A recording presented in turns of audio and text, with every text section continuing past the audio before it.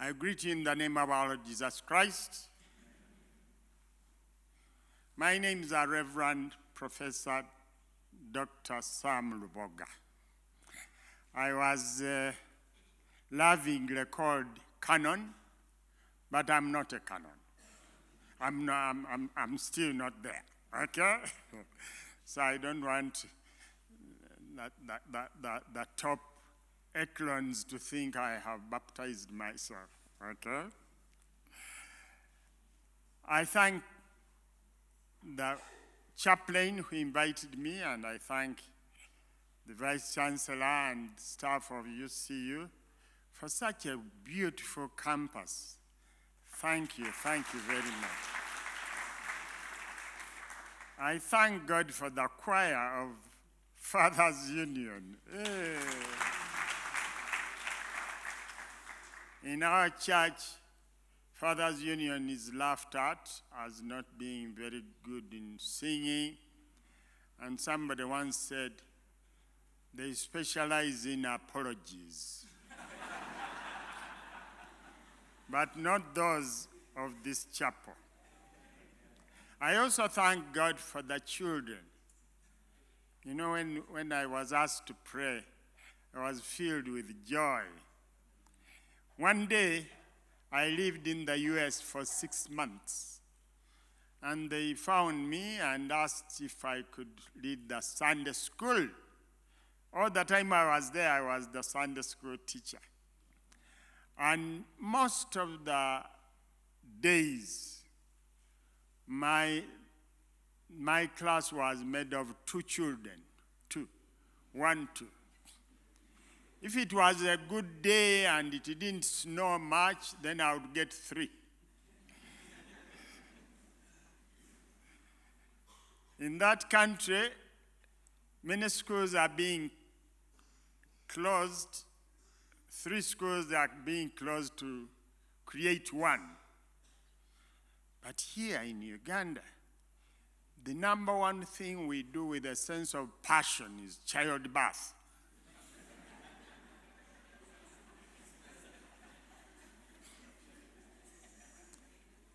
And when you look at the traffic jam and the universities bursting at their seams, the hospitals, I have good news for you. None of these situations are going to improve. None. Every building you will build in this country will be overwhelmed before it is commissioned. I'm glad to tell you that those bad traffic jams are as bad as that, yet we are only 45.9 million. And in only 20 years, we will be 100 million. I'll be here.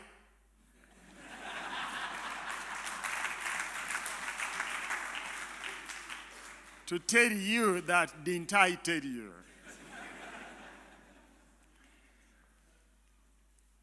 The Reverend asked me to talk about healthy families. And I thought, well, they were healthy. And they, after all, they are Christian families. But then as I looked, I was made to believe that maybe some have problems. These days, families are not only sick, but they are on life support. When you're on life support, you are not even breathing for yourself. You've heard the claims that marriages are under attack, and indeed they are. However, the greatest risk to marriages is from within the marriages themselves. Marriages, and by extension families, are dying from inside out.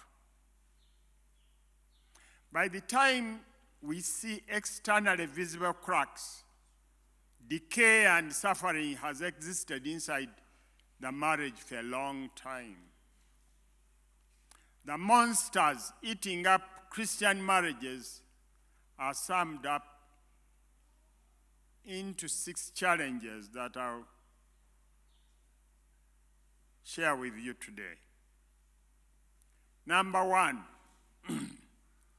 poor communication. In James 1, verse 19, he writes, "As Christians, let us be quick to listen and slow to speak, having patience and being kind in our words." Communication is one of the biggest challenges in our Christian marriages. I wonder why. Maybe the following are a few suggestions. 1, gender. The difference between men and women is not only cosmetic. It is not just that they look different. Men and women communicate differently. Men talk less.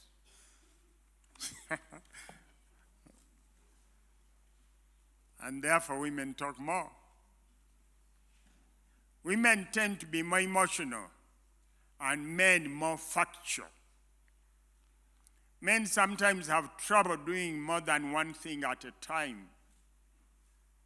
Therefore, if they are doing something and you talk to them, they may not answer you.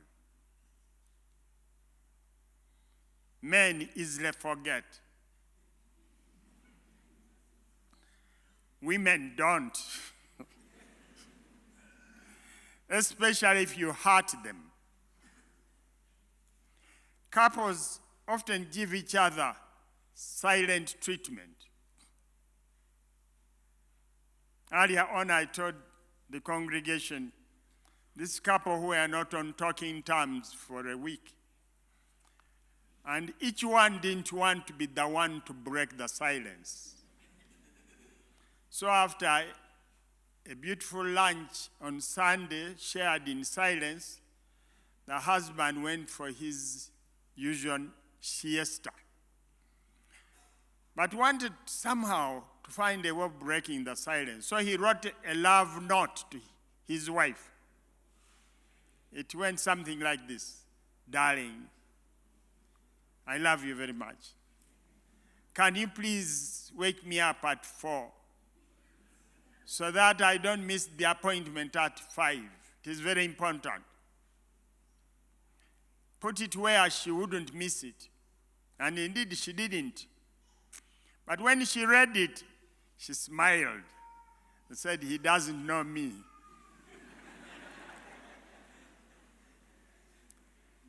And at 4 exactly, she sat down, jotted the time on the piece of paper, and said, "Darling, please wake up, it is 4.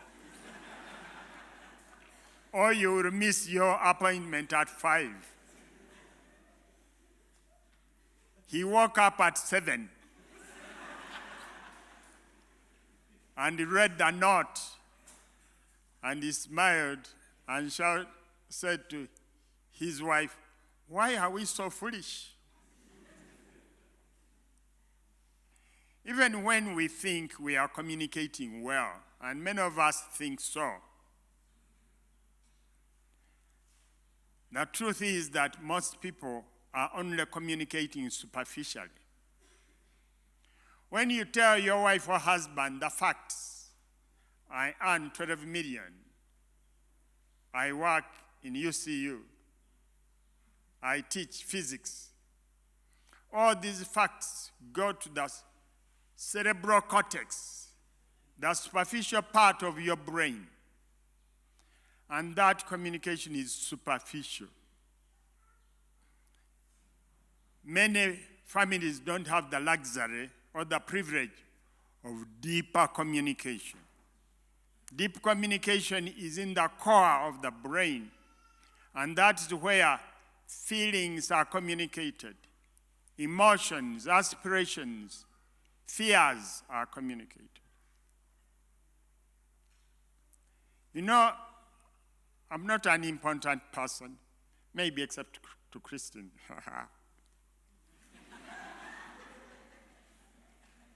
But important people when they promise they are coming, we wait in hundreds of us.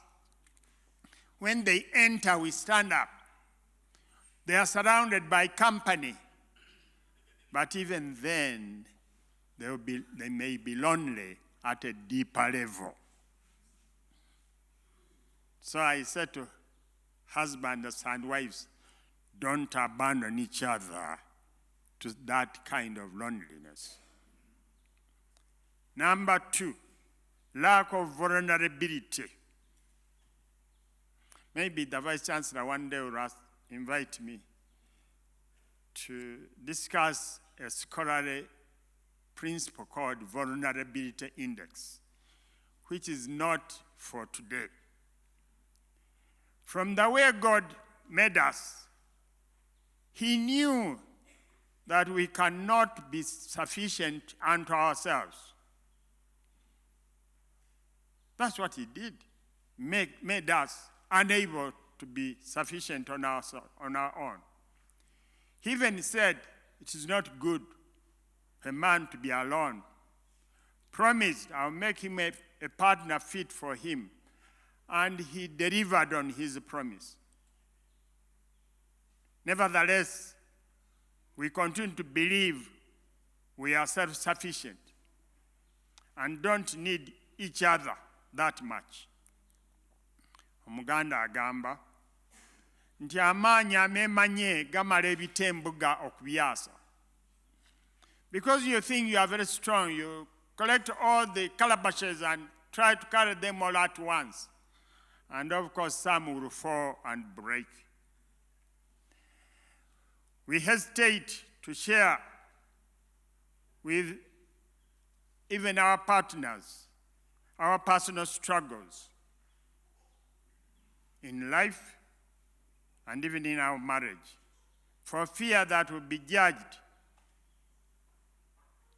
N'olwekyo tufa ky'ofiisa. You know those officers? I saw them at parades in Kakumiro. They are standing as if everything was okay until they dropped from heat stroke and they are carried away. So we too, our marriages may be about to break, to drop, and we are still smiling as if everything is all right. We in Christian marriages especially are more likely to act as if everything is all right, even when things are falling apart. We believe that since we are Christians, our marriages are expected to be perfect, and we are embarrassed to admit that they are not. We don't ask for help, even when we need it. We forget what is written in John 15, verse 6. Without Christ, we can do nothing. We haven't learned to prayerfully seek God's help, when our marriages hit turbulence. Another challenge is pride. We seem to not know that pride goes before destruction. Proverbs 16:18. We forget what Paul and Barnabas in Acts 14:15 said. We too are only human like you. In Luganda it says, tuli bantu buntu. I like that. Tuli bantu buntu. We are only just human, especially me. We fear what other people will think because we are proud. We don't want to look weak or unable to keep our marriages together. Especially men, we hesitate to get help even for medical issues. Both men and women resist seeking counsel to save our marriages. It takes humility to accept that we are not perfect and need help. Humility is God's favorite attribute. but we refuse to seek help when we need it, not only from others, but even from God. We feel like we should have it all together simply because we are Christians. Unforgiveness, obutasonyiwa. Unforgiveness is another reason why Christian marriages are struggling. We often cling to our right, even the right to be angry, instead of forgiving each other. Yet, the Bible commands us to forgive.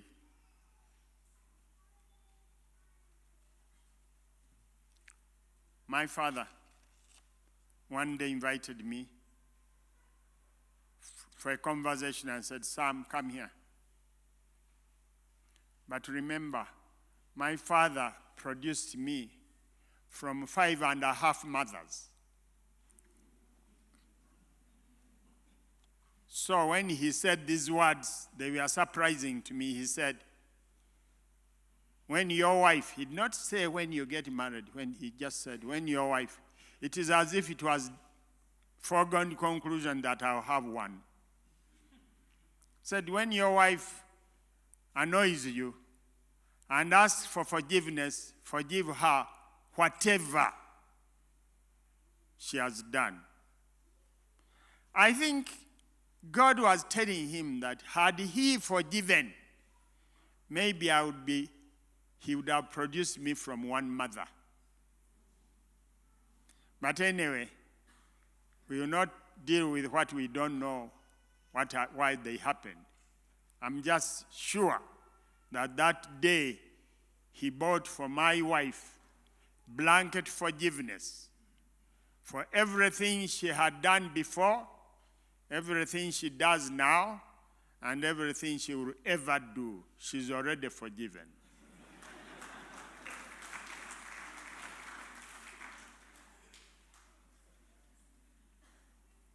Many, the world expects us to get even. And we Christians have bought into that narrative. I tell of a woman who was happily married, but was very busy. So they agreed with her husband to get a house helper. She was a good cook, and they enjoyed her services. The wife continued to come back late at about 6, 7, and it didn't bother them because they had agreed. But one day her boss goes to Kampala, and her afternoon is light. So she leaves work and arrives home soon after 3. She found the house quiet.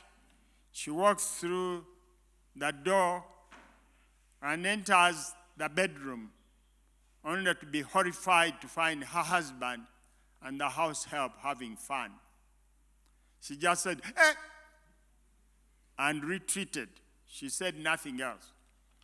She goes to the sitting room and picks her handbag, crosses the road and takes a taxi back to Kampala to her parents' home. The following morning, she calls her brother to check on whether James is still around. And the brother said, "Yeah, we are still very great friends.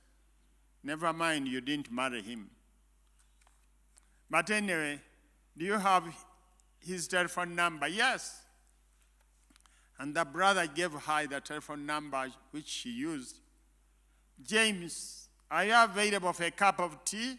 He said, "Yes, but give me 1 hour to prepare." He went and booked a presidential suite in Serena Hotel. The tea was brought, not for in a crowd, of course. Tea, lunch, and supper were served. And at 3 a.m., she wakes up to realize that actually she had been having sex with another man. She was horrified at herself. So she dresses up and tiptoes out of that room. Didn't fear the night, just crosses Radio Uganda and gets on the street and gets a taxi back home to her husband. Found him sitting in the sitting room. As soon as she opened the door and saw him sitting, she crawled on her knees until she got to him, put her hands on his lap and said, "Please forgive me for the things I do that pushes you into the arms of other women." And this is infidelity. Many people feel that infidelity is unforgivable. And why? Because it produces incredible pain and broken trust. I tell people that if one of you is unfaithful, the other one will always ask one question which will never be answered. Do you know what the question is? Why? The question is why. She looks at herself as, why? What is it that I couldn't supply? What was he looking for? The husband can never answer this question. For example, he can't say, "Mom, please forgive me, but she was so gorgeous."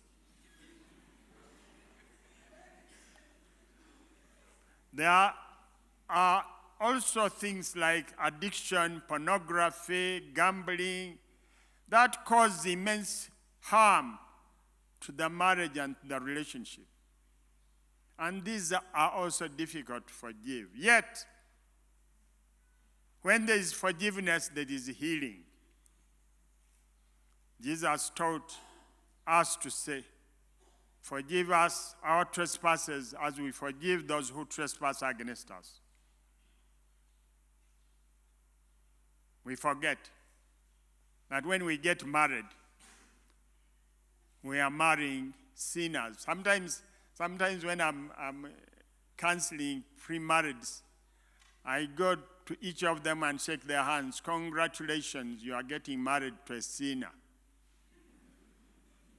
Sometimes they get confused why they should be congratulated for marrying a sinner. And I said to them, "Well, if you don't want a sinner, I can tell you where to find one who is not a sinner.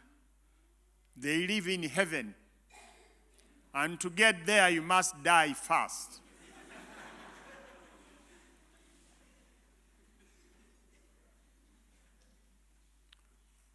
One day, I was driving my wife to drop her off and get to work on time. And then near St. Stephen's Church, she said, "Sorry, I have forgotten my phone. Can we go back?" I uttered a prayer and stopped and turned and went back, and we got the phone. That was on Friday. On Sunday, we go to church as usual because I'm retired. I wasn't going for pastoral duties. But then when I get there, I'm asked, "The Reverend can't come. Please come and lead Holy Communion." The first prayer was in a prayer book, and I just couldn't see without my spectacles. Why? I had forgotten them. So I called my wife, "Christine, please stand up."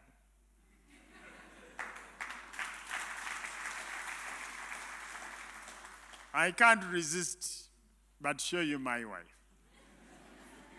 That girl is the one that we got married to recently, only 53 years ago.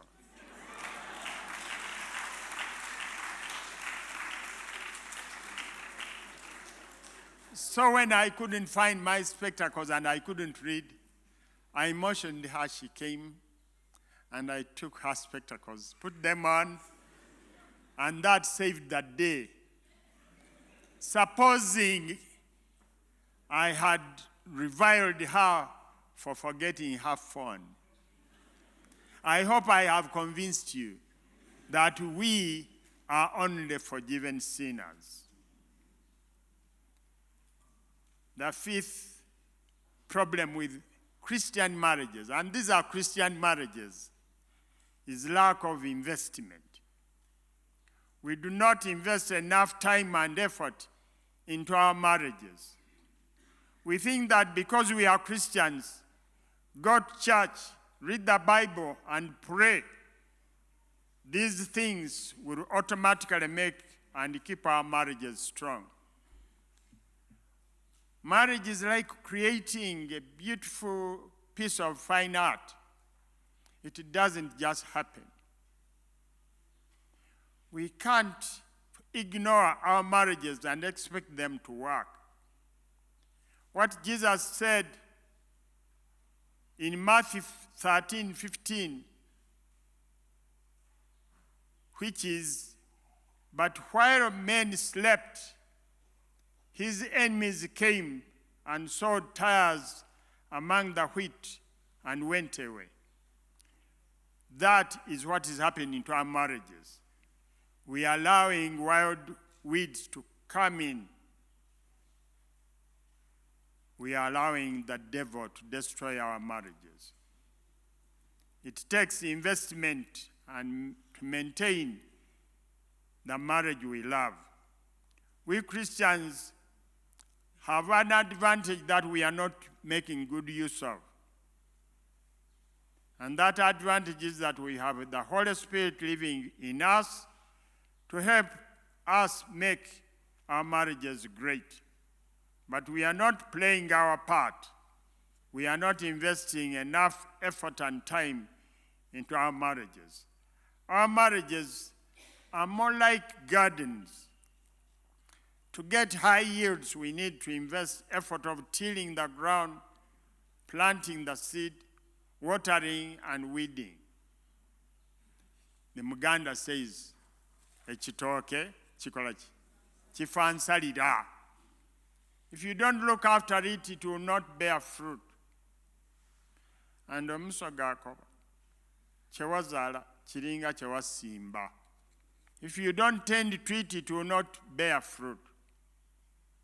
If we continue doing nothing, our marriages will die. The sixth challenge, and the last one I have chosen for this discussion, expecting your spouse to change. Christian couples facing problems in their marriages often think that if only the other one will change, all will be well. We do not think that even we ourselves need to change. And that is also pride.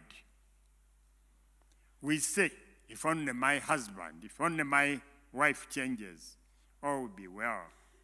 We forget that the only person I, Sam, can control is myself. And the only actions I can change at will is my own actions. For example, if somebody annoys me, I have the option to hit him in the face or not. One day I asked a young man, "On what do you have absolute control?" And he said, "My family." I laughed at him. Even vice chancellors, except the one of UC, of course.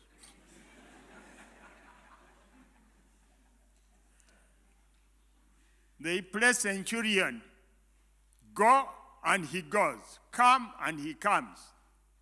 They don't know that even the workers, the work they do is discretionary. They can choose not to. A teacher can be in class and not teach and make the children very happy, but not teaching. So the only thing you can control absolutely is yourself. Christian husbands and wives even doubt each other's spiritual credentials. There was a couple that made me smile at grief. The husband was convinced that the wife was not spiritual while he was having an affair himself. And he was telling, but it is she who has pushed him into it. Liar. We often feel we have already worked hard enough and are now just waiting for our wives or husbands to reciprocate. We forget what Paul said in 1 Corinthians 13, verse 3. Even if I give all my possessions to the poor and my body over to be burned, but I have no love, I gain nothing. You can never do too much for love. So many married Christians are deciding to stop trying and are throwing in the towel and calling their marriages quits, meaning they are divorcing. So what do we do? This is eating up marriages all over the world. Once upon a time, we thought divorce was a foreign concept. In Uganda, lawyers are rubbing their hands with glee. We Christian married people are making them rich as they are helping us to divorce each other. I saw a verse in the Bible. I will not tell you where. I'm embarrassed. But which says, if you rebel against God, you will be judged by unbelievers. You can imagine somebody wedded here in the church going to a judge to be divorced. And the judge looks at him and said, you married her, didn't you? You want to divorce? Go ahead. I have divorced 6 times. Am I not here? The judges also divorce. So you go to such a judge, what do you expect? So the question is, what do we do? That's why I want to inconvenience you with another song. Tukolechi mukama waffe tuwe amanyi tweweyo yogera naffe byonna byonna byoyagala tukole.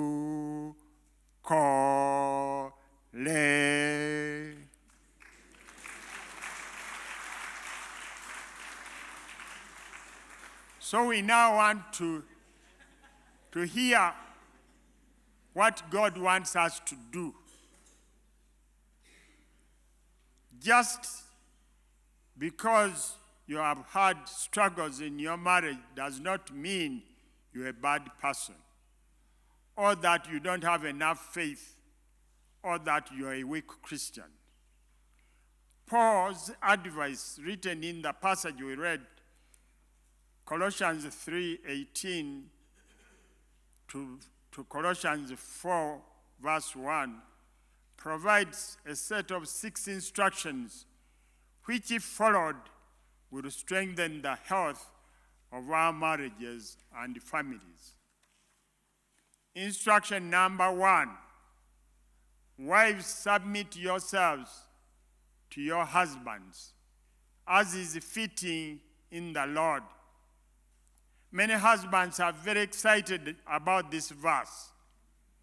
It allows them to play boss and keep reminding their wives to demonstrate evidence of total submission. One day, I visit people unannounced. The only person I will not visit unannounced is the Vice Chancellor.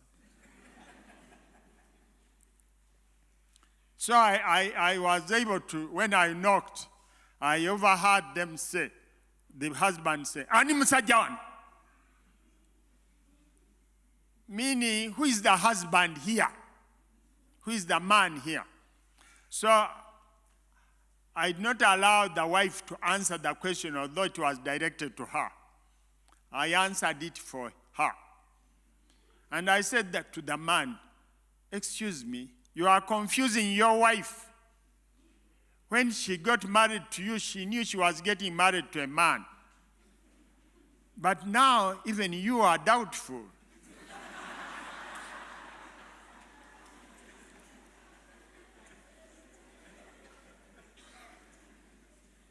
I once heard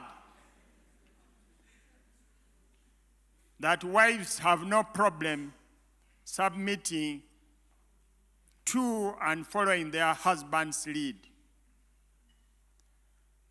But from their husband's actions, they are often discouraged and seem to be reading on their backs the message, "Don't follow me, I'm also lost." Never mind that it is often difficult for you wives to submit to some of us, but it is essential if we are to achieve and maintain healthy marriages.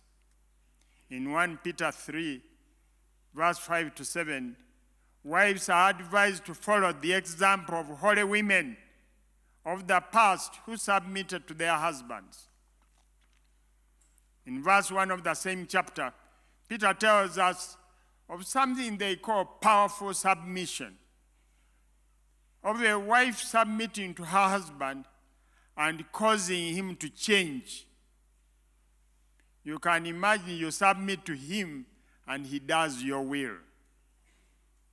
And it says, if any of them do not believe, meaning the men, the word, they may be won over without the word by the behavior of their wives.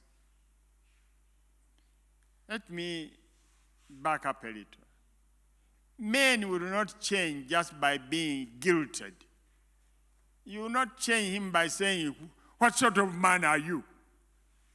That will not work. But by your example of good character, of submission, the husband may change. The Muganda says, "Amaanyi g'olujegere gali mu bugonvu bwalwo." If the chain was stiff, it will break.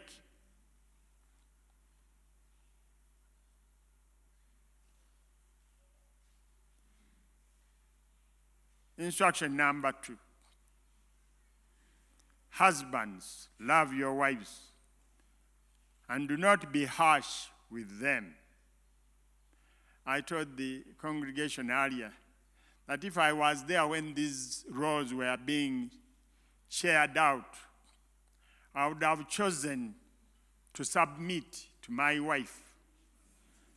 Loving her is not a joke. But it is tough. That's what we got, Vice Chancellor. That is it. Many misunderstand the meaning of the word love. Some men even go a step further and suggest that if they didn't beat their wives, how would their wives know that they love them? Therefore, domestic violence is tending towards becoming an epidemic.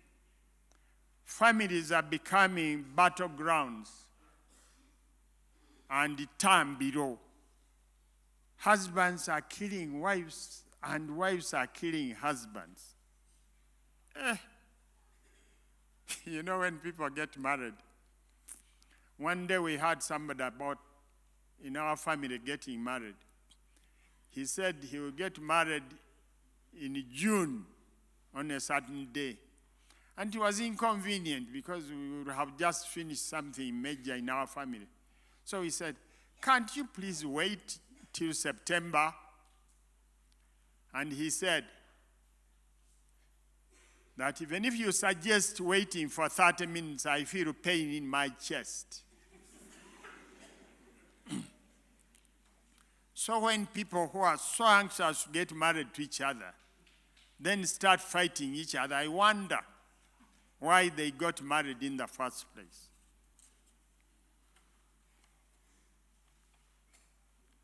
Love is something you do, not just something you say.